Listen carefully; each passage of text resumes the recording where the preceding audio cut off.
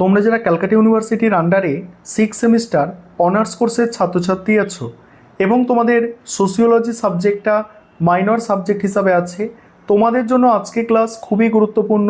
আজকে ক্লাসে তোমাদের MN3 পেপার অর্থাৎ ক্লাসিক্যাল সোশিওলজিক্যাল ট্র্যাডিশন এই পেপারের শেষ মুহূর্তের সাজেশান এবং মক টেস্টের প্রশ্নপত্র নিয়ে আলোচনা করব। প্রথমে তোমরা সাজেশান বুঝে নাও, তারপরেই তোমাদের আমি মক টেস্টের প্রশ্নপত্র নিয়ে আলোচনায় আসছি। দেখো 15 নম্বরের মোস্ট ইম্পর্টেন্ট প্রশ্ন যেগুলো আছে, কার্ল মার্কসের ঐতিহাসিক বস্তুবাদ সম্বন্ধে আলোচনা করো বা কার্ল মার্কসের ঐতিহাসিক বস্তুবাদ তত্ত্ব আলোচনা করো। দ্বিতীয় প্রশ্ন, ম্যাক্স ওয়েবারের আদর্শ প্রকরণের ধারণার বর্ণনা করো। সমাজতাত্ত্বিক গবেষণায় আদর্শ প্রকরণ গঠনের উদ্দেশ্য ও গুরুত্ব লেখো। তারপরের প্রশ্ন কি আছে, সামাজিক ঘটনার সম্পর্কে ডুরখেইমের তত্ত্বটি আলোচনা করো। তিনি কেন আত্মহত্যাকে সামাজিক ঘটনা বলেছেন? কি বললাম? সামাজিক ঘটনা সম্পর্কে ডুরখেইমের তত্ত্বটি আলোচনা করো। তিনি কেন আত্মহত্যাকে সামাজিক ঘটনা বলেছেন? তারপর ম্যাক্স ওয়েবার বর্ণিত কর্তৃত্বের সংজ্ঞা দাও এবং এর বিভিন্ন প্রকারভেদগুলি সংক্ষেপে আলোচনা করো। ম্যাক্স ওয়েবার বর্ণিত কর্তৃত্বের সংজ্ঞা এবং এর বিভিন্ন প্রকারভেদগুলি সংক্ষেপে আলোচনা করো। পরের প্রশ্ন, প্যারেটো মানুষের কাজকে কয় ভাগে ভাগ করেছেন ও কি কি বিস্তারিত আলোচনা করো। নেক্সট, ম্যাক্স ওয়েবারের অনুসরণ করে ধর্ম অর্থনীতি সম্পর্কটি আলোচনা করো। তিনি কিভাবে প্রোটেস্ট্যান্ট নীতি ও পুঁজিবাদের আত্মার সংযোগ ঘটিয়েছেন ব্যাখ্যা করো।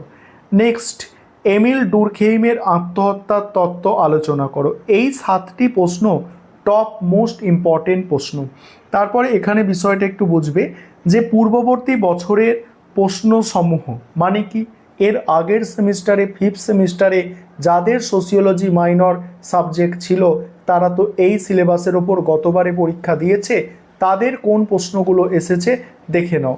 এবং এখানে যে বিগত বছরের প্রশ্ন আছে সেখান থেকে তোমরা মনে রাখবে একটি বা দুটি প্রশ্ন কিন্তু পরীক্ষায় দিতে পারে, কারণ গতবারেও টপ মোস্ট ইম্পর্টেন্ট প্রশ্নগুলোই বাছাই করে ইউনিভার্সিটি প্রশ্নপত্রে সেট করেছিল।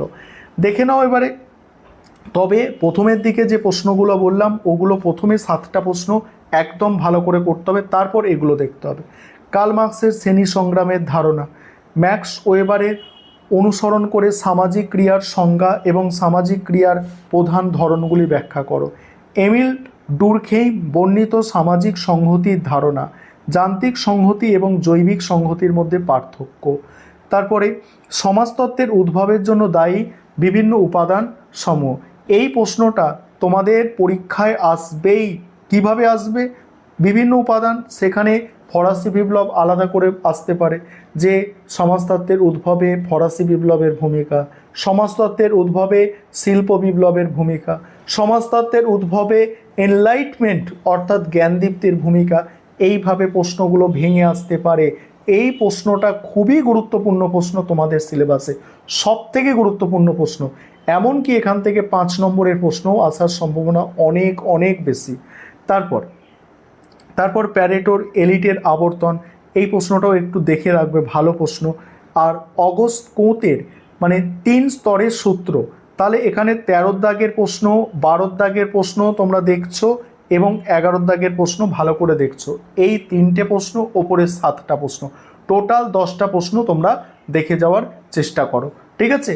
এবারে 5 নম্বরের প্রশ্ন, দ্বন্দ্বমূলক বস্তুবাদের প্রধান নীতি লেখো। ঐতিহ্যবাহী কর্তৃত্ব ও যুক্তিসিদ্ধ আইনানুগ কর্তৃত্বের মধ্যে পার্থক্য, ঠিক আছে। অর্থাৎ ট্র্যাডিশনাল অথরিটি আর ন্যাশনাল মানে হচ্ছে যৌক্তিক, ন্যাশনাল লিগাল অথরিটির মধ্যে পার্থক্য। শ্রেণী সচেতনতার ওপর সংক্ষিপ্ত টিকা।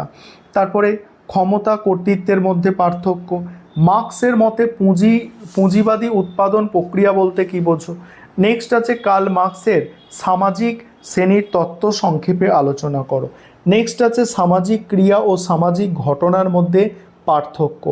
তারপর সেন্ট সাইমনের অবদান সম্পর্কে টিকা।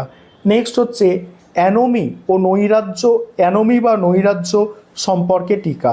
আর হচ্ছে সমাজতত্ত্বের বিকাশে আমেরিকান বিপ্লবের ভূমিকা।